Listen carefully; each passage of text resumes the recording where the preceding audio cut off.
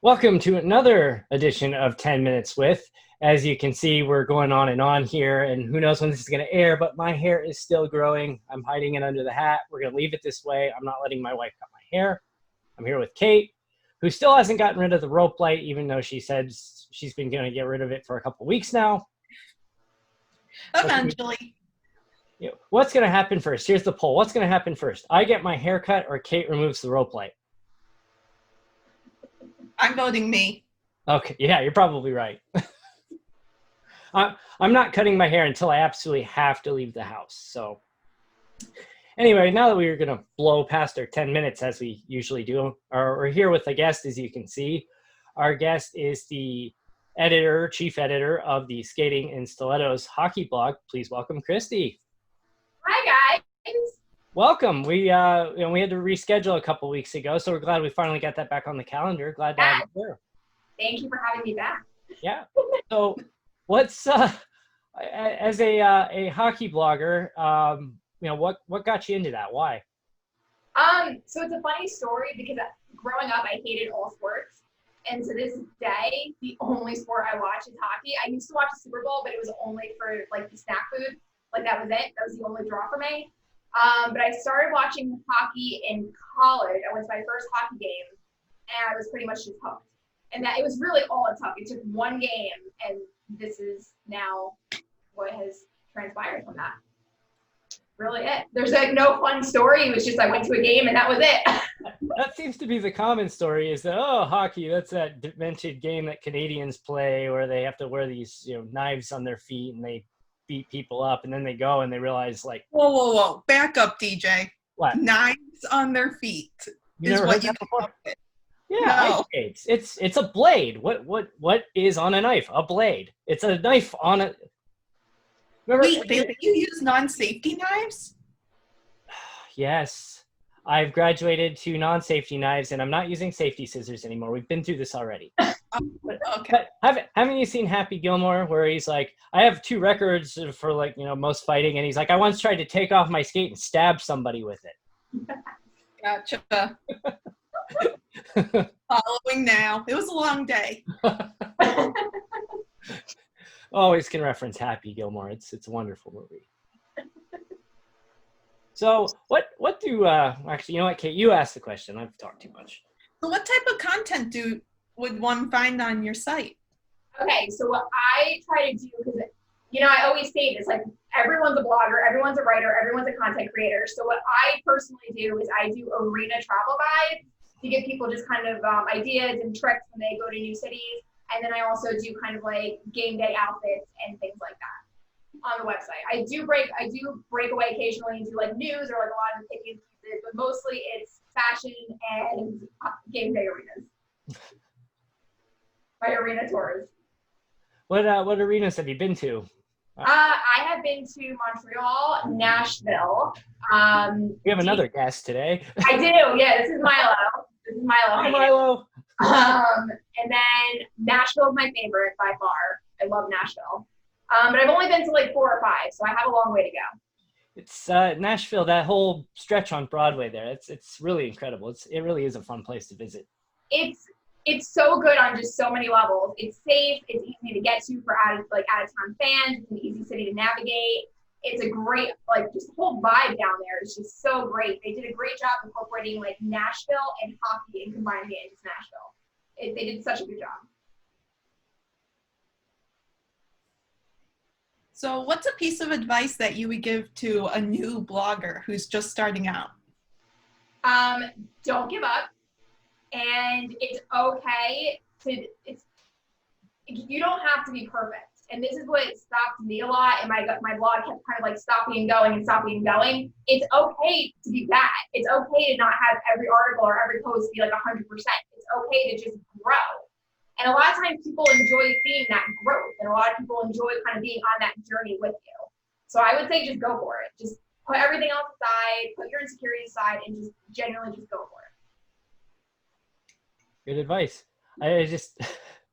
You mentioned now the game day fashion, and it just reminds me, living out here in Phoenix and going to Coyotes games. It's usually, even in February, it's still pretty warm outside. I mean, it's still in the 80s.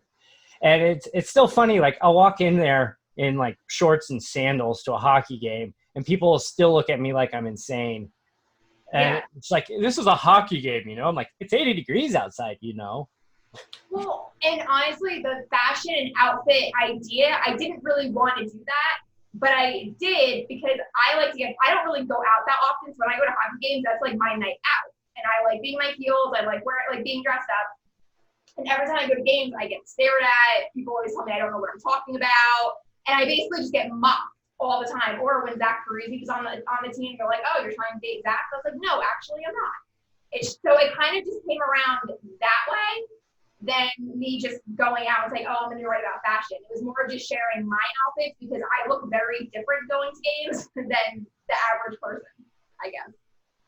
So I'm going to go ahead and spin this. Kate probably should be the one asking this question, but since we don't have our telepathic link working right now, being a female blogger in sports, you know, there's not a lot of you, obviously. No, there's not. What kind of challenges and I guess advice would you give to other women that may be discouraged from trolls or you name it?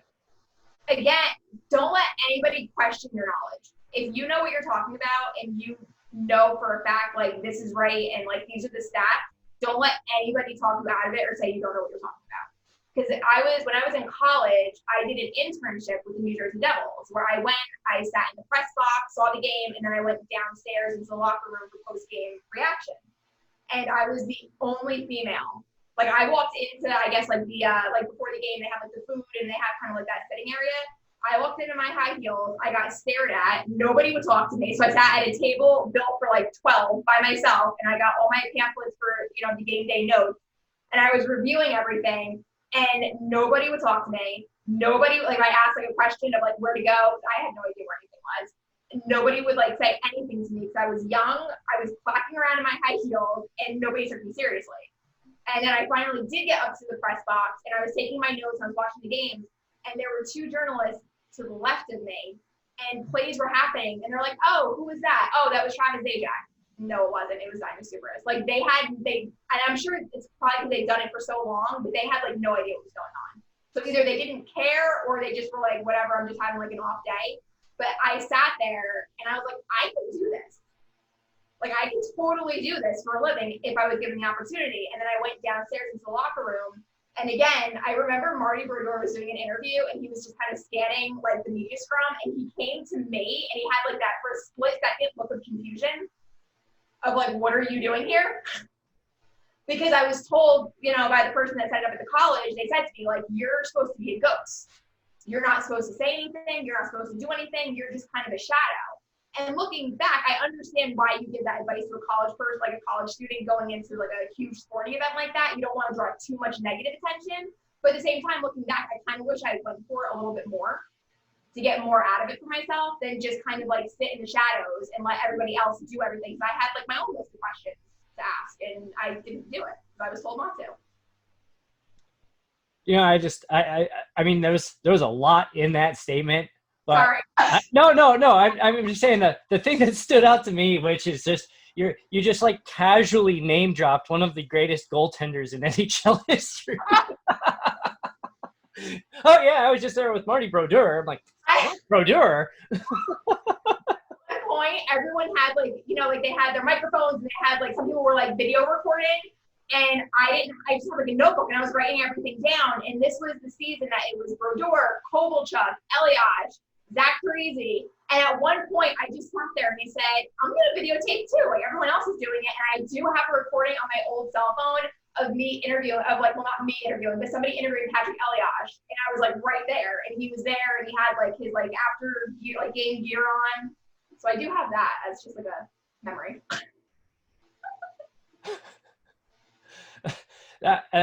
I'm glad I asked that question because that's precisely what I was hoping to hear there. So I really appreciate that. Yeah, Kovalchuk came out in like a towel and did his interview. I guess this is just standard. Like I guess like after the game, take a shower, you go and ask some, you know, answer some questions.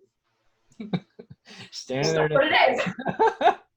I mean, I think I'm, you know, as another male going into a locker room to ask questions, and then some guy comes walking out in just a towel. I still that would be weird to get used to for me too. It wasn't even that. I just didn't realize how big a lot of those Russian players are. Like they're just, it's like a brick wall. Like, I couldn't imagine like a young kid getting hit by one of them. I couldn't even imagine. Oh man. Well, Kate, did you even start the timer today? I did. We're at 10:18. Really? Yeah. Wow. That's amazing. What happened? I talked too much. I'm sorry. I figured we would blow way past that, but that's incredible. So, Kristy, thank you for being on the show. Where can we find your blog? Where can we find your social media? Okay, so the website is www.skatingwithstilettos.com. On Instagram, it's Skating and Stilettos, and on Twitter, it's Stilettos Blog. There you go. Again, thanks for being on the show. Thank you. Very, very insightful, and I think that I hope a lot of women watch this and understand that like this is something you can do. It is, and not all men in the world are assholes. No, absolutely not. I'm waiting for Kate to make a comment. I can see No comment today. I can see it. Just you can see that pot boiling. I'll think of it in like 3 hours and All text. right, good. you. Monday, Yeah, we're all a little fried today. it's a rough Monday. It's a rough day. So, again, thanks for watching, everybody, at Stadium Scene on Facebook, Twitter, and Pinterest, at Stadium_Scene on Instagram. No TikTok. We're not doing TikTok. I'm done with the TikTok. Okay, we don't have to do TikTok. Yeah. Although I was expecting Kate to come out and do the what's that challenge, that dance that everybody's doing right now? All the cool kids are doing. Which one? I feel like there's. Good Yeah, point. it changes like every day. I'm too damn old for TikTok. That's the first time I've ever said something about a piece of technology. I'm too old for this. So I'm done. All right, that's a wrap. Thanks for watching. We'll see you next time.